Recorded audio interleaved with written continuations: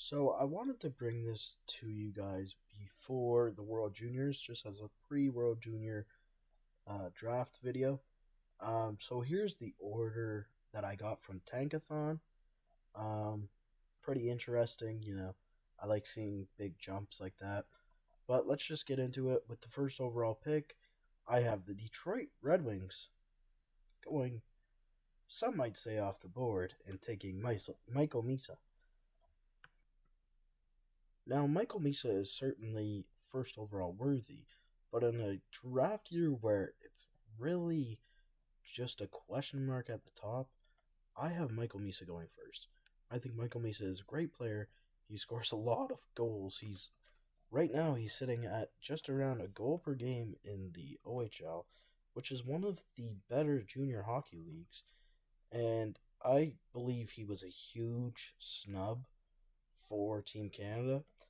Maybe not the type of player that they were looking for, but I personally would take as many goal scorers as I can if I was the coach. That's something Canada has struggled with last year. Outside of Bedard and McTavish, like they have not had that much scoring recently. And Michael Misa is definitely a big goal scorer.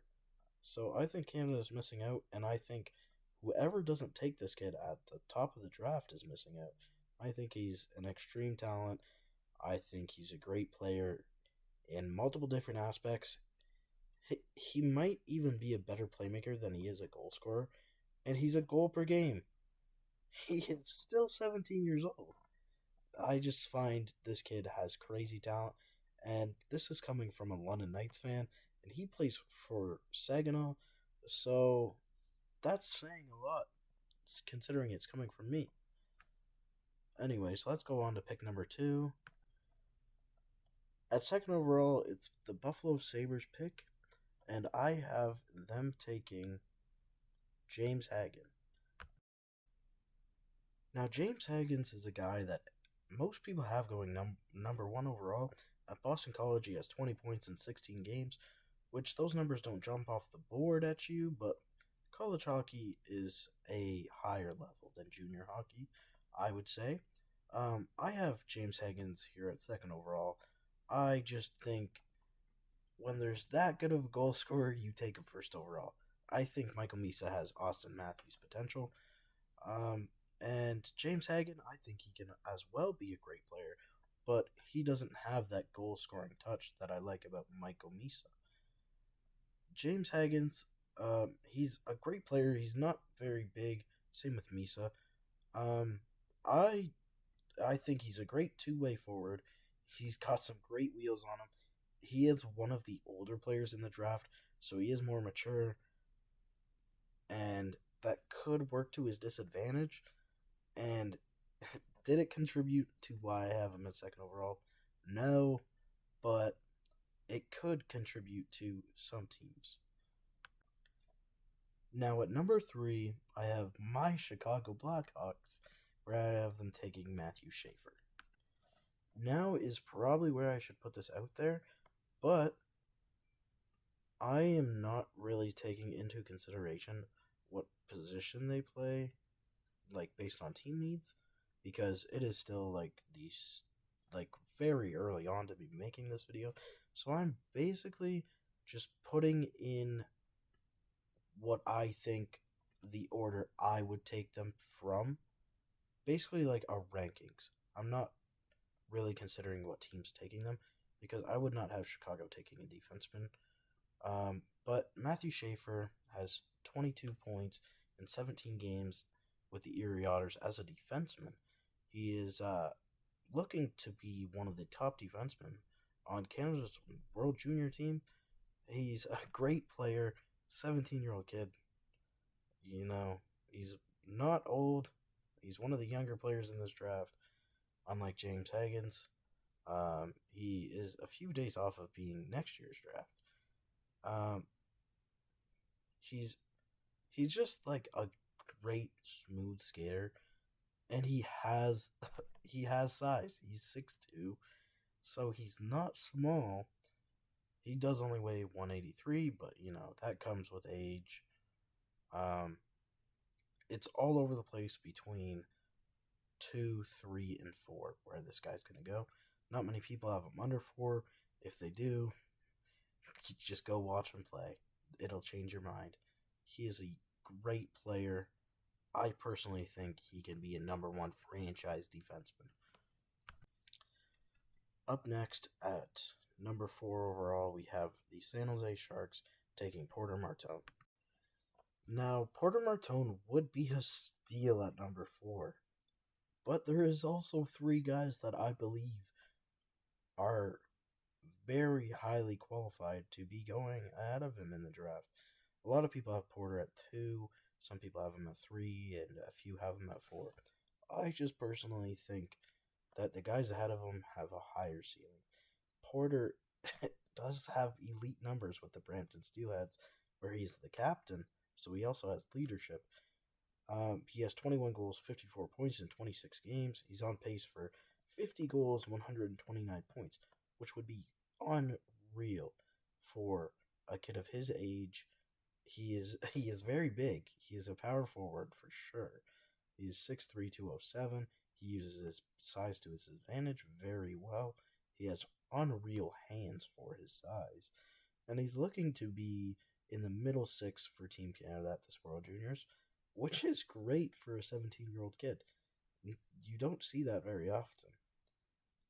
He is one of the older players in this draft, same with James Hagens. And Porter might feel the effects of that while he's being drafted. Maybe he goes a little bit lower, but I think I would take him at 4. I would probably consider him at 3. I would probably consider him at 2. I don't know if I would consider him at 1, but I'm a big believer in him. If you look at his game playing abilities, his hands is the one thing that really sticks out. And the fact that he's just bigger than everybody and he can bully everybody that's on the ice with him is unreal. And he's just going to get bigger as he's still a kid and he's still growing and he's still putting the muscle on. I think he'll be a huge factor for any team that drafts him. If he gets added in here in San Jose with the offensive core that they have, I think that would be unreal. That the San Jose Sharks would be a force to be reckoned with in the offensive zone. I would not want to be playing defense against them. Porter started his career out in the Sarnia Sting in the OHL, and they traded him, and that was a huge mistake. He has been a terrific player ever since he got to Mississauga and now Brampton. And I feel like the captaincy, that might boost him up the draft a little bit. Everyone will look at him and say, hey, this is a leader. I want him. However, Matthew Sheafer also has an A. So, it could go both ways. At number 5, I have the Nashville Predators. I don't think they'll stay this low, but I have them picking Roger McQueen. Now, Roger McQueen is definitely a step down from the previous 4 guys. However, I think in most years, this is a player that would be considered to go first overall. Right now, he's scoring at a goal per game in the WHL. He has missed a lot of games, but he's still 8 goals, 8 games, 11 points. He is also a power forward. He's a heavy hitter. He's 6'5". He's only 192, but that'll add up. He is a great player for the Brandon Wheat Kings in the WHL. He went to the U18s. He didn't do too well there, but you know, it's a tournament. It's a short little tournament too, and he only played 2 games of it. So that makes sense on why he couldn't get going. It's just young players need to play somewhere for an expanded period of time, I notice. And that just helps them a significant amount once they get a few reps in with that team or whatever program. But he just didn't get the chance to do that with Canada there. In the U17s, he had 8 points in 6 games. Well, right now he's on pace to play 47 games in the WHL and have 47 goals. So he definitely has that finishing ability. As I said before, he's really big. He is also a very old prospect for this draft. He was a few days off of being eligible for the draft before, where I think he would have went higher than he than he went this year, or than he's going to go this year. He's a great big body forward, and that's all I really have to say about him. Everyone has him going 5 or 6. Not many people have him going before that. Not many people have him going after that. I think he lands here at 5. At pick number 6, I have the Seattle Kraken selecting Victor Eckland. So at number 6, I have Victor Eckland. He is the younger brother of William Eckland. He's projected to go between 6, 7, 9 area. Some people have him a little higher, but I believe those are just the rankings that were made at the start of the year, as he has skyrocketed up a little bit from like the mid first, late first to the top of the first round, putting up 15 points in 24 games in Hockey Allsvenskan. I do like my overseas prospects. He plays with extreme intensity. He just brings an energy on the ice. Every single shift he's playing, he's looking good.